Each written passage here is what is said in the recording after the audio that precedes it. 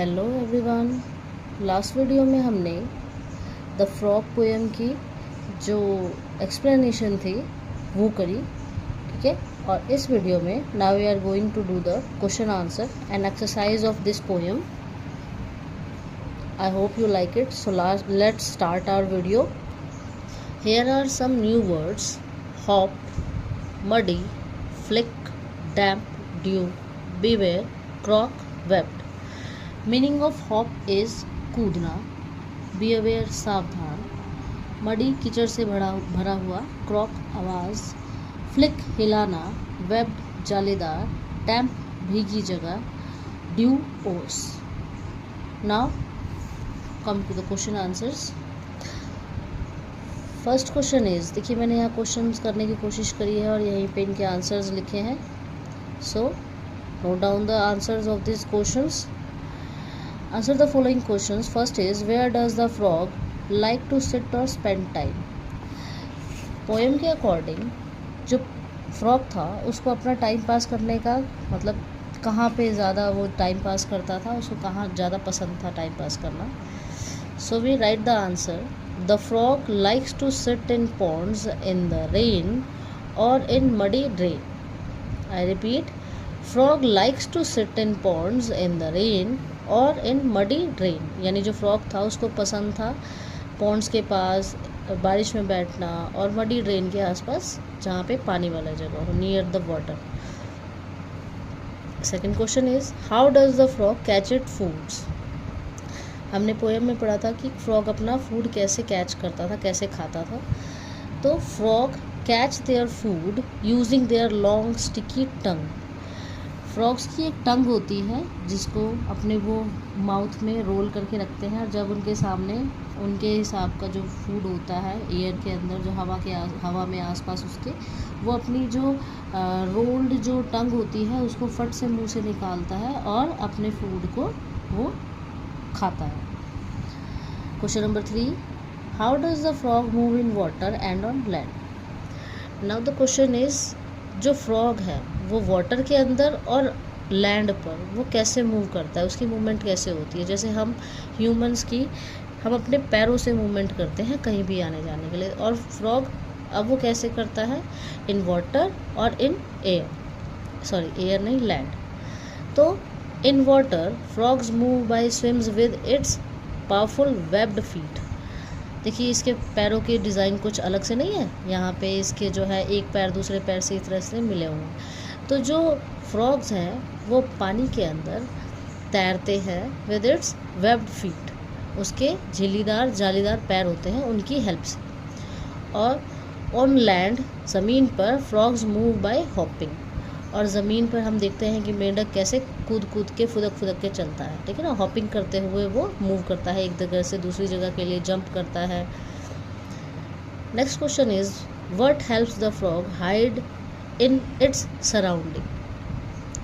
कि जो फ्रॉग है उसको छुपने में उसके आसपास का एरिया कैसे हेल्प करता है, ठीक है, या क्या हेल्प करता है उसको अपने आसपास के सराउंडिंग में और अपने आप को वो जहाँ पे वो बचा सके उसमें क्या हेल्प करता है। So the answer is the frog's colour. Main चीज़ उसका कलर है। जो फ्रॉग है उसका कलर जो है वो ऐसा होता है जो उसको आसपास के एरियाज़ में उसको छुपा के रखता है। The frogs colours which match plants and trees help it hide in grass and leaves. जो फ्रॉग का कलर होता है वही उसको हेल्प करता है किस चीज़ में, उसको अपने आप को अपने जिससे उसको खतरा होता है उनसे बचाने के लिए लोग। Now next page, next exercise is, choose the correct words from the brackets and fill in the blanks. My colours match the plants dash trees. यहाँ ऑप्शन दिए गए हैं दो, और एंड। और का मतलब होता है या, एंड और, ठीक है। तो यहाँ पे जो फ्रॉग है वो कह रहा है कि मेरा कलर जो है मुझे प्लांट्स और ट्रीज़ के कलर के साथ मैच करता है। तो यहाँ पे हम और का यूज़ नहीं करेंगे, हम एंड का यूज़ करेंगे, क्योंकि और का मीनिंग इंग्लिश में हिंदी में है या, जब हम ऑप्शन के लिए यूज़ करते हैं इसे। और यानी एक साथ दो चीज़ों की बात करेंगे, दो चीज़ों को जोड़ने के लिए हम एंड का यूज़ करते हैं। एक तरह से हम यहाँ पे कंजंक्शंस का यूज़ कर रहे हैं, और एंड हमारे कंजंक्शंस होते हैं। Would you like to learn about frogs dash tadpoles, और यहाँ पे ऑप्शंस है बिकॉज एंड एंड। बिकॉज का मतलब होता है क्योंकि, एंड का मतलब होता है अगेन और, यानी दो चीज़ों को जोड़ने के लिए। अब यहाँ पे कह रहा है कि would you like to learn, क्या आप पसंद करेंगे लर्न करना, मतलब फ्रॉग्स एंड टैडपोल्स के बारे में सीखना पसंद करेंगे, कुछ नई जानकारी। तब हम इन दोनों को, फ्रॉग्स और टैडपोल दोनों की बात कर रहे हैं। बिकॉज क्योंकि, रीज़न नहीं पूछा जा रहा है यहाँ पे, हमें करने के लिए कहा जा रहा है, तो हम एंड का यूज़ करेंगे। I hop around happily dash I must watch out for snakes. अब बट का मतलब होता है लेकिन, और सो का मतलब होता है इसलिए। क्वेश्चन का मीनिंग ये है कि आई होप अराउंड हैप्पीली, कि मैं खुशी खुशी इधर उधर कूदना पसंद करता हूँ। I must watch out for snakes, but यानी लेकिन, लेकिन जो फ्रॉग है उसे बहुत ही अवेयर रहना पड़ता है, किससे, स्नेक से, ठीक है, क्योंकि उससे उनको खतरा होता है। Frog swim easily dash they have webbed feet, because और बिकॉज का मतलब क्योंकि, और यानी या, कि फ्रॉग्स जो है वो बहुत आसानी से, स्विम्स तैरना, ईजिली आसानी से तैर सकते हैं। बिकॉज यहाँ पे रीज़न पूछा जा रहा है कि क्यों तैर सकता है, because they have webbed feet, क्योंकि उनके जो है जालीदार पैर होते हैं। Next question, the following words have been rearranged into sentences, choose the correct option. यहाँ पे हमको कुछ सेंटेंस दिए गए हैं जिनको हमको दोबारा से मतलब यहाँ पे कुछ वर्ड्स दिए गए हैं, okay.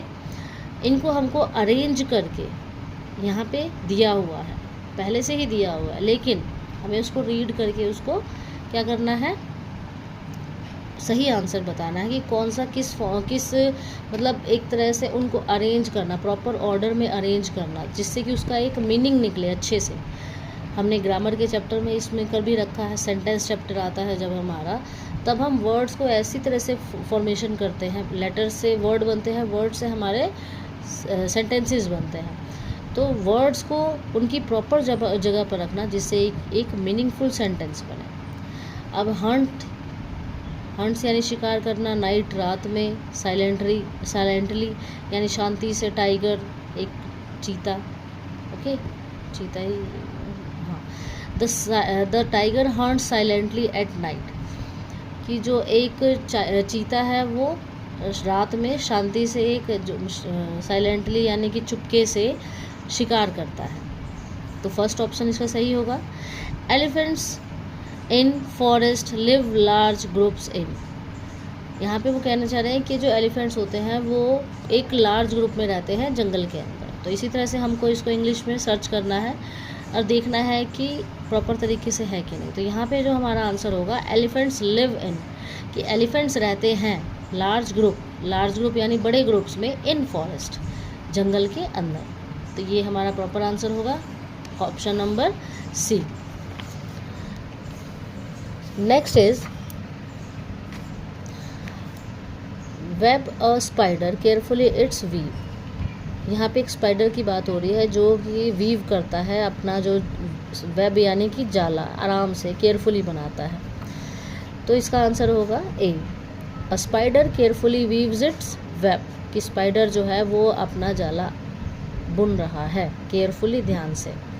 Crocodile waits the silently river bank the near. अब इसको हम जब अरेंज करेंगे तो ये होगा answer option number C, the crocodile यानी कि जो मगरमच्छ है, वेट साइलेंटली बहुत देर तक इंतज़ार करता है चुपके से, नियर द रिवर बैंक के पास में, नदी के किनारे। Question number 5, a swims turtle slowly in ocean the. Answer होगा A, a turtle swims slowly in the ocean. So I hope आपको चैप्टर समझ में आया होगा।